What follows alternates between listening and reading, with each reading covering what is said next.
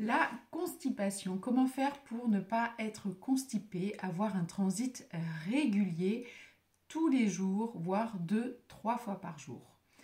Je vous donne dans cette vidéo quelques conseils, 6 clés pour ne pas être constipé. On considère qu'il y a constipation à partir du moment où il y a moins d'une selle par jour. Donc à minima et dans l'idéal, il faudrait avoir entre 1 voire 3 selles par jour, idéalement après chaque repas. Alors, quels sont les points clés pour avoir un transit régulier? Eh bien, le premier point, ça va être d'avoir une bonne hydratation. Est-ce que l'hydratation est suffisante? 1 litre, 1,5 litre par jour. La quantité va dépendre effectivement de votre activité physique. Si vous êtes dans un environnement tempéré, est-ce que vous transpirez? Est-ce qu'il fait chaud? Est-ce qu'il fait froid? Etc. etc. Donc adaptez votre hydratation à votre environnement, à votre activité physique. L'idéal, c'est de boire en dehors des repas, maximum 1 verre au sein des repas pour éviter de diluer le bol alimentaire et d'absorber un maximum de micronutriments. Petit 1, l'hydratation. Petit 2, consommez-vous suffisamment de fibres. Consommez-vous suffisamment de légumes, de fruits. Est-ce que vous avez une portion de légumes sur chaque repas?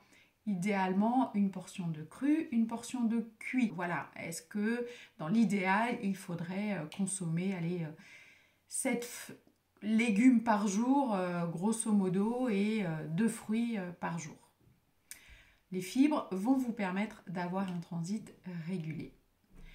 Troisième point, l'activité physique régulière. Est-ce que vous activez le transit, le côlon, avec ne serait-ce que 30 minutes de marche active par jour?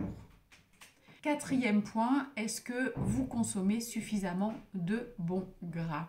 Est-ce que votre alimentation contient les bonnes huiles, comme des huiles d'olive, des huiles à oméga 3, comme l'huile de colza, de lin ou cameline? Ayez au moins entre 2 et 4 cuillères à soupe d'huile végétale dans votre journée, que vous mettez directement dans votre assiette ou au sein d'une petite crudité.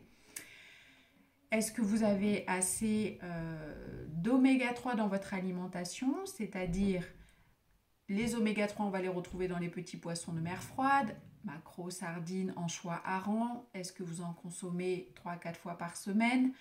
On retrouve aussi des oméga 3 dans le thon, le saumon, mais ce sont des gros poissons prédateurs dans lesquels on va retrouver des métaux lourds, donc à consommer de préférence de manière modérée. Donc le bon gras est indispensable pour pouvoir lubrifier l'intestin et pour avoir un transit, je dirais, régulier.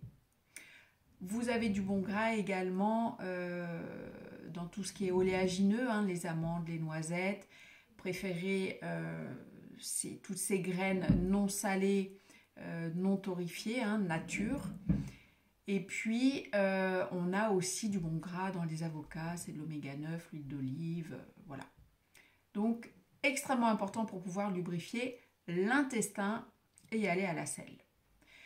Si tout ça, ça ne suffit pas, vous pouvez vous aider de magnésium et plus particulièrement le citrate de magnésium qui va être un laxatif doux. Si vous souhaitez faire une purge et y aller un peu plus fort, eh bien vous avez des sels de magnésium comme le chlorure de magnésium ou encore, je dirais, les oxydes de magnésium qui là vont être des laxatifs un peu plus violents pour l'organisme, mais bon, ça dépend de l'effet qu'on recherche, hein. Je préfère moi personnellement des laxatifs doux et rajouter à ce moment-là au magnésium, au citrate de magnésium, à ce moment-là de la vitamine C en poudre que vous pouvez boire tout au long de la journée. Vous pouvez prendre 500 mg de vitamine C. Alors, préférez la forme ascorbate de magnésium qui sera moins acide pour l'organisme que l'acide ascorbique. Ok. Et puis, vous pouvez aller jusqu'à 1 g, 2 g de de vitamine C par jour.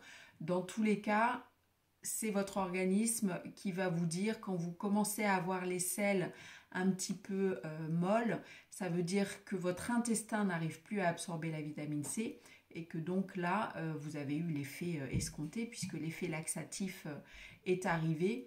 À ce moment-là, réduisez les doses de vitamine C pour retrouver une selle normale.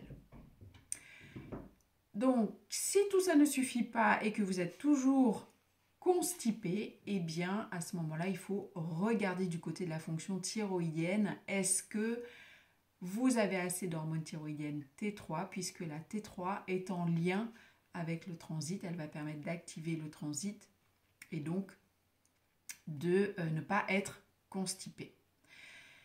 Vous pouvez regarder sur Internet l'échelle de Bristol. Ça vous donnera une idée de la consistance des selles qu'il faut avoir pour ne pas être considéré comme constipé. Voilà, il faut des selles bien moulées. Voilà, j'espère que ces conseils vous serviront, que vous pourrez avoir un transit régulier, une selle par jour au minimum. C'est très important pour prévenir diminuer le facteur de risque lié au cancer du côlon, puisque la constipation, on le sait, chronique, augmente les risques de cancer du côlon. Voilà, je vous dis à très vite pour une prochaine vidéo. Portez-vous bien.